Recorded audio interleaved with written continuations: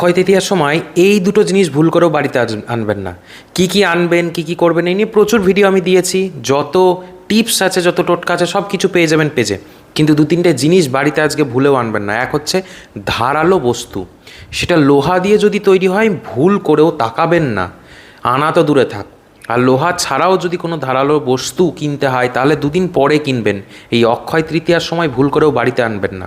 2 নম্বর হচ্ছে যে কোনো ফাইবার বা প্লাস্টিক যেটা ন্যাচারালি তৈরি হয় না, এই সমস্ত জিনিস আজকে মোটেও কিনবেন না। আর আরেকটা জিনিস যেটা খুব মারাত্মক, সব থেকে বাজে জিনিস, সেটা হচ্ছে কি, লোহার জিনিস তার উপর কালো যদি রং করা হয় ভুল করেও সেটা কিনবেন না। বিশেষ করে যে ফ্রাইং প্যানগুলো হয়, টেফলন প্রোটেক্টর দেওয়া থাকে, ফ্রাইং যে প্যানগুলো ব্ল্যাক কালারের হয়, সেগুলো ভুল করেও আজকের দিনে কিনবেন না। ভিডিওটাকে তাড়াতাড়ি শেয়ার করে দেবেন। এগুলো কিনতে হলে 1 সপ্তাহ পরে বা 2-3 দিন পরে কিনবেন।